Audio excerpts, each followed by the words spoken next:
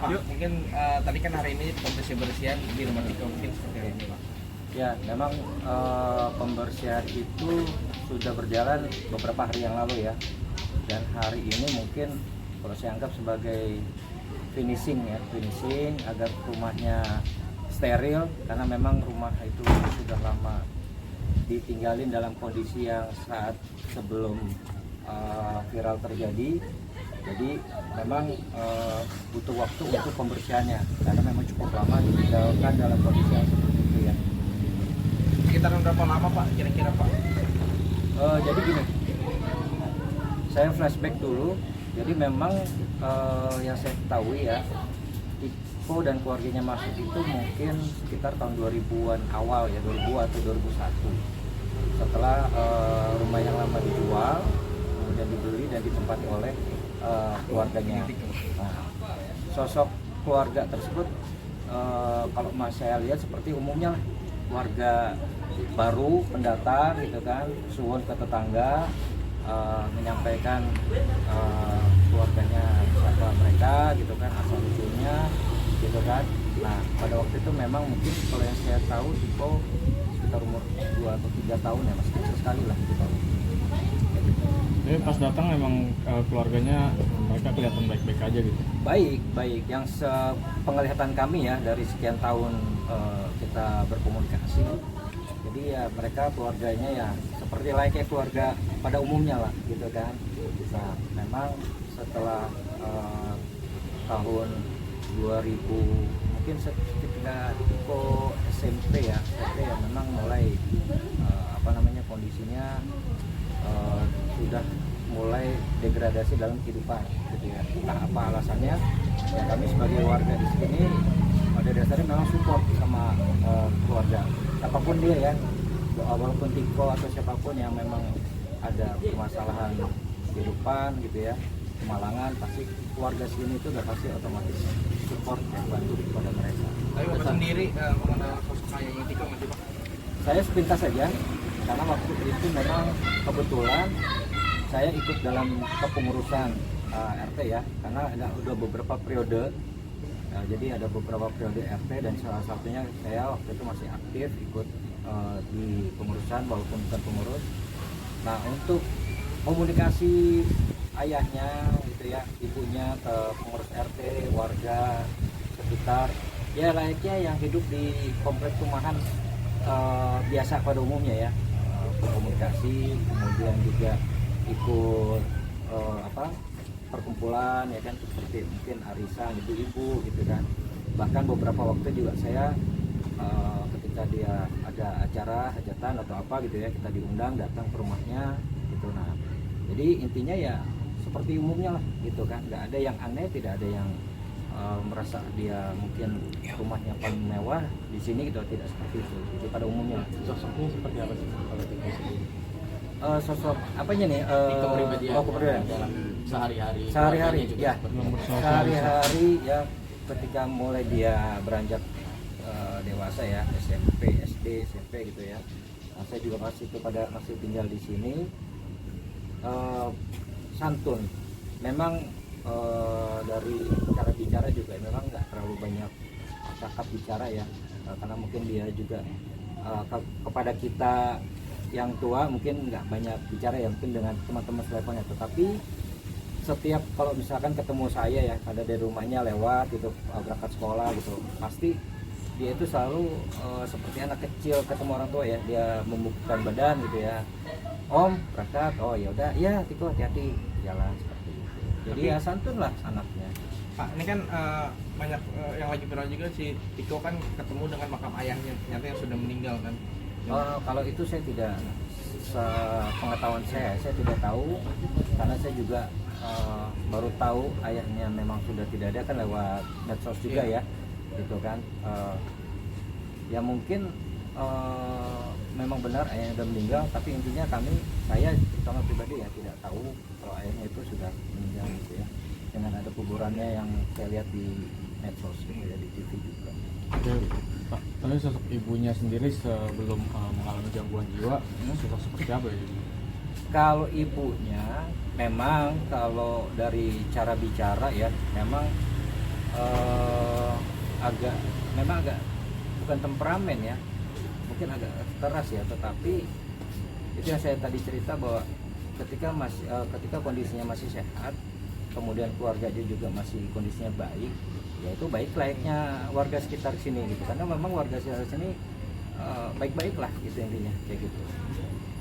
Tapi sebelum mungkin terkena itu memang komunikasi tetap ada. Ada, sama tetap warga ada. tetap baik. Jadi gini, kalau yang saya lihat dia itu mengalami sakit itu memang beberapa tahun setelah dia mengalami kondisi sudah tidak punya apa-apa. Karena memang kalau misalkan dia, satu hal lagi, Bu Eni ini ketika kondisinya sudah mulai tidak punya penghasilan gitu ya, uangnya, dia itu yang saya tahu tidak pernah minta-minta. Itu yang poinnya, tidak pernah minta-minta. Yang kedua, kalaupun dia butuh, dia tidak meminta tolong kepada semua orang di warga sekitar, gitu kan? Karena ya mungkin ya, saya menganggap mungkin dia menganggap bahwa dirinya masih sanggup dan mampu. Tetapi kepada beberapa orang gitu yang dia anggap diseganin atau bisa membantu, dia pasti datang. Ya salah satunya ke rumah ibu saya gitu kan, dan bisa tolong membuat surat gitu kan. Kita tolong, misalkan dia butuh uang tapi dia tidak minta, tapi dia misalkan saya mau jual bunga atau pot atau barang pecah belah gitu kan, dengan harga ya misalkan saya butuhnya 20.000 misalkan, ya dia bilangnya 20.000 gitu. Tapi kami ya sebagai tetangga dekat ya kadang-kadang kita kasih lebih ya, mungkin 20, kita kasih 30.000 gitu kan. Bahkan kita tambahin buat anaknya, kita Tiko pun menolak, dia takut mamanya tahu ya. Sampai kita bilang, udah, yang ini buat mama kamu, yang ini buat jajan kamu ya, kamu taruh aja di kantong, gak usah ngomong sama mama gitu kan. Kira ya udah mau terima gitu kan. Jadi memang untuk ke tetangga itu lewat anaknya ya gitu. Tetap menyampaikannya juga santun gitu kan ya, rendah gitu kan bicaranya, nggak seperti yang minta tolong dong atau gitu seperti itu. Tapi Tiko ini tinggal di sini atau di tempat lain sih Pak? Maksudnya pas Pada saat ini iya, atau pada saat sebelumnya dan itu? kalau sebelumnya ketika dia pindah saya tidak tahu ya dia ada tinggal di mana. Tetapi yang saya tahu ketika dia pindah tahun sekitar 2000-an itu ada bapak, ibu sama Tiko yang tinggal di situ. Nah pas ibunya mengalami gangguan jiwa, dia tinggal di sini Pak, si Ya. Tiko itu, Ya. mengurus ibunya. Ya, mengurus ibunya. Jadi ketika udah listriknya putus, pam putus, gas putus gitu ya, kemudian ibunya juga udah mengalami stres gitu ya, Tiko tetap ada di situ gitu kan. Nah sempet RT pun mengajak Tiko ini kalau bisa ya biar diajak ke rumah sakit gitu. Tapi memang Tiko itu bersikeras saya yang ngurus karena saya yang lebih tahu ibunya itu. Nah satu hal lagi, walaupun kondisi Bu Eni itu degradasi ya kesehatannya, kami sebagai warga sekitar ini ya nggak pernah merasa terganggu ya, karena memang tidak ada kotak badan atau misalkan dia marah-marah yang brutal gitu kan. Tidak, memang marah-marah karena saya juga pernah nganterin Bu Eni ke rumahnya itu, nganterin ya seperti beras atau makanan gitu ya. Ya ketika buka pintu saya diteriakin, kamu mau maling ya gitu, dengan kencang ya, kamu mau maling ya, kamu mau curi rumah saya ya gitu kan. Keluar gitu kan, sampai dilempar batu gitu. Tapi tidak membahayakan lah kalau kita, makanya sampai hari ini kita nggak ada merasa keluarga Tiko itu, ibunya terutama, tidak bermasalah lah di lingkungan gitu aja. Berarti ibunya sudah lupa dengan tetangga mungkin ya setelah Kalau lupa mengalami. saya sih yakin tidak ya, karena ya kalau saya lihat kondisi badannya, dia memang hanya psikis sama pikiran aja yang gitu. Dia bukannya seperti yang umumnya dia lupa gitu kan kepada orang lain. Dia tahu orang itu siapa gitu, cuma mungkin lupa nama atau siapa kayak gitu, karena udah lama kan nggak pernah keluar, kita juga udah lama nggak pernah ketemu kan gitu. Tapi Tiko ini tetangga dia mungkin supportnya seperti apa Pak? iya, Nah, jadi yang kami pernah lakukan memang ketika kami berinteraksi langsung, salah satunya gini, rumah saya ini kebetulan sebelah rumah saya dulu modelnya sama kayak rumah saya. cuma dijual ya, kemudian jadilah rumah yang baru 2 itu. Jadi sebelum mereka menjual rumah itu, mereka membantu menarik kabel ke rumahnya untuk steker ya, kabel steker untuk penerangan, juga kadang air dibantu juga dari tetangga sebelah. Karena kalau saya dari rumah kan kejauhan kabelnya ya, dari tetangga sebelah pada waktu itu. Nah, ketika dia jual rumahnya ya sudah putuslah bantuan listriknya itu kan gitu. Nah, itu yang pertama. Yang kedua, dari kita juga banyak lah membantu ya, apa namanya ya, sekedar untuk tiko jajan gitu kan, itu banyak.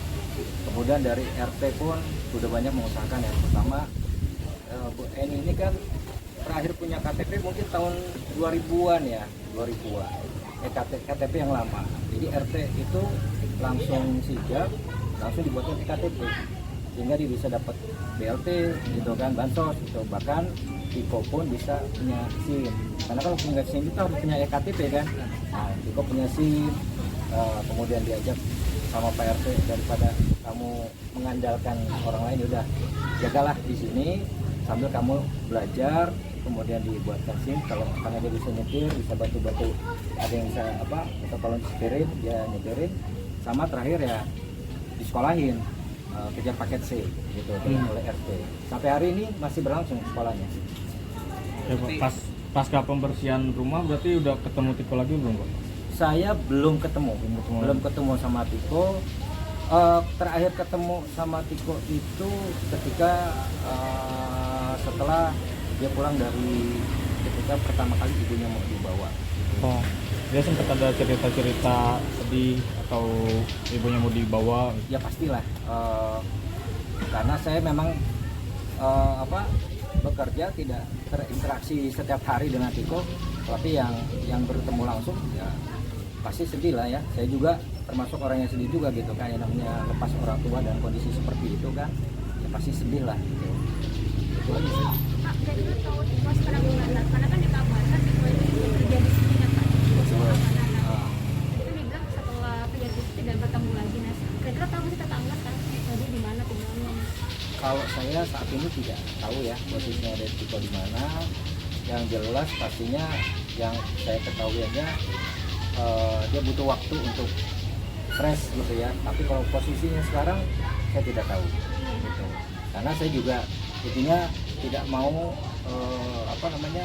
masuk terus ke dalam gitu kan. Jadi apa yang saya ketahui, kami ketahui ya, kalau memang bertanya ya akan saya sampaikan sepanjang tidak mengganggu pemberitaannya dari warga sekitar gitu kan. Karena warga sekitar itu merasa bahwa kita intens kepada Tiko bahkan jauh sebelum viral ini kan gitu kan. Nah, cuman memang ada beberapa yang diungkap atau yang dikomenin bahwa warganya nggak peduli gitu kan, RT-nya kemana gitu kan ya. Itu memang yang ketidakpahaman pendengar kan atau netizen kan gitu kan. Makanya oke lah, saya mau menjelaskan dan meluruskan bahwa kami ini dari sekian tahun itu ya kita peduli sama Tiko. Bahkan tidak hanya Tiko, warga sini yang memang punya kemalangan, yang pernah juga ada hampir sama seperti Tiko ya, walaupun orang tuanya udah nggak ada, anaknya nggak urus gitu kan. Nah itu kita bantu ya, tidak bantu ya mungkin dari seperti zakat fitrah kita bagi, itu bansos gitu kan, kita bagi ke mereka. Berarti sebelumnya sudah pernah